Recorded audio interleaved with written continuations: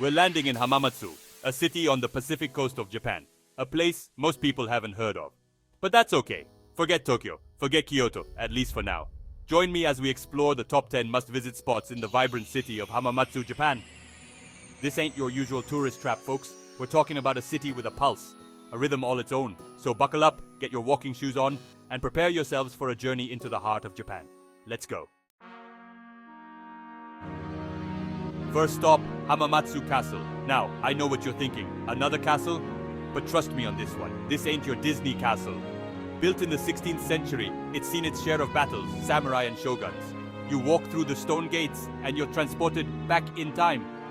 The air is thick with the stories of the samurai who walked these grounds. The architecture is classic Japanese, all elegant curves and intricate details.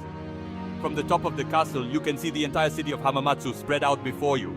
It's a sight that will stay with you long after you leave. So take a deep breath, enjoy the view, and remember, every stone here has a story to tell. Now let's get out of the sun and into something a little different. The Hamamatsu Museum of Musical Instruments might sound a little dry, but trust me, this place is anything but. It's a sonic journey around the world, a celebration of the power of music. They've got instruments here you won't believe. Everything from ancient flutes to experimental electronic gizmos. You can tap out a beat on a gamelan from Indonesia, blow into a didgeridoo from Australia, or strum a kora from West Africa. It's a universal language, and this museum is its embassy. They have interactive exhibits where you can actually play the instruments, experiment with different sounds, and find your own rhythm. But the real magic happens during their live performances.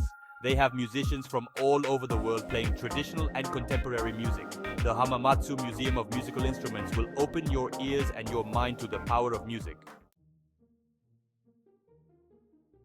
From the museum, we're heading to Act City Hamamatsu, a sprawling complex that's like the cultural heartbeat of the city. This place has it all.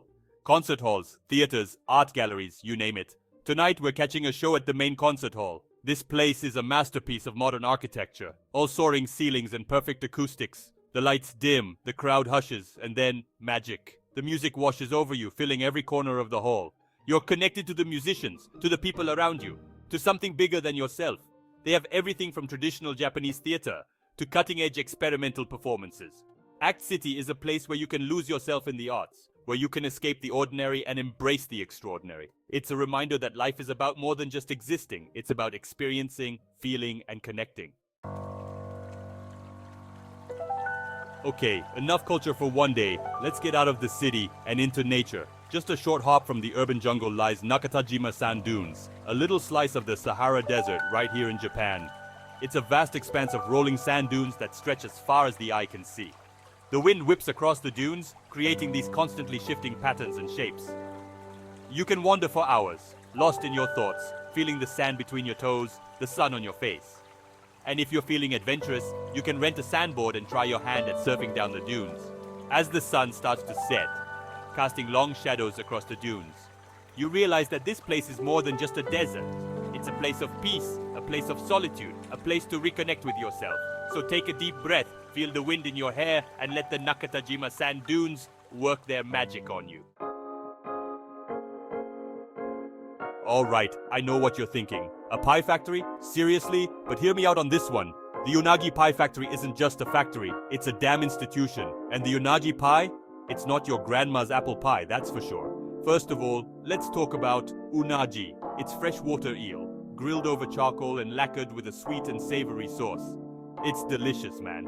But here's where it gets weird. They make it into a pie. It's crispy, it's flaky, it's buttery, and it's got that umami kick from the eel that will have you craving more. You can watch them make these little devils from scratch, and the smell alone is enough to make you drool. They've got a whole gift shop dedicated to unagi pie, with different flavors and varieties. The Unagi Pie Factory is a testament to the Japanese love of all things delicious, even when it's a little bit strange. After all that unagi pie, we're in desperate need of some spiritual cleansing. So we're heading to Ryotanji Temple, a serene oasis in the heart of the city. This ain't your typical tourist temple, folks. This is the real deal. A place where people come to meditate, to pray, to find a moment of peace. You step through the temple gates and you can feel the energy shift. The air is quiet, still, almost heavy with a sense of tranquility.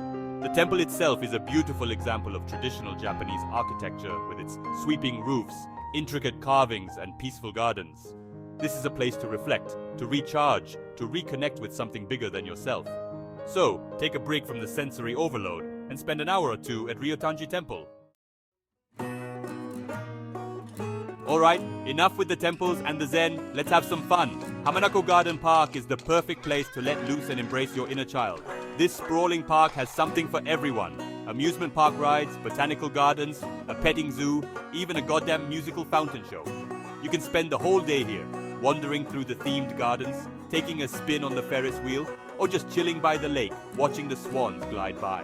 And if you're feeling really adventurous, you can even rent a swan boat and paddle around yourself. Just try not to fall in. For the kids, there's a giant playground, a petting zoo with all sorts of furry friends, and of course, the amusement park with enough rides to make your head spin. The parents might need a nap after this one, but the real highlight of Hamanako Garden Park is the Flower Festival. So, grab an ice cream cone, hop on a ride, and enjoy the simple pleasures of life. Now, if you thought Hamanako Garden Park was impressive, wait till you see Hamamatsu Flower Park. This place is on another level. It's like a botanical garden, a theme park, and a shopping mall all rolled into one. They have over 3,000 varieties of plants and flowers here, from all over the world.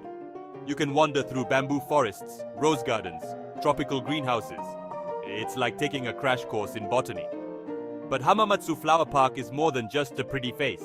They also have a bunch of workshops and activities where you can learn about gardening, flower arrangement, and even traditional Japanese crafts like bonsai. And of course, no trip to Hamamatsu Flower Park would be complete without a visit to the gift shop. They have everything from flower seeds and gardening tools to locally made crafts and souvenirs.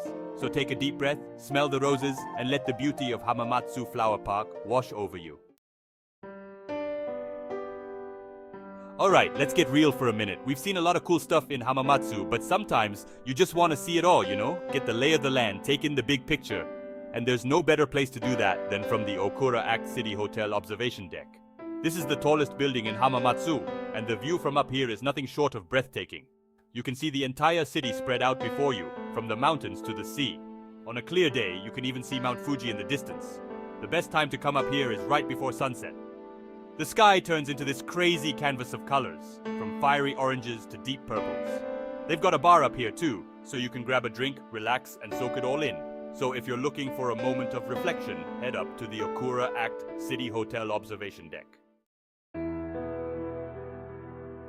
For our final stop, we're going back in time. Not literally, of course, although with all the sake I've had on this trip, who knows? We're heading to Shuin-tei, a beautifully preserved Edo period house that will transport you back to the days of samurai and geishas. This place is like a time capsule, man. The house itself is a work of art, with its traditional tatami floors, sliding paper doors, and serene gardens. You can practically hear the whispers of the past as you walk through the rooms.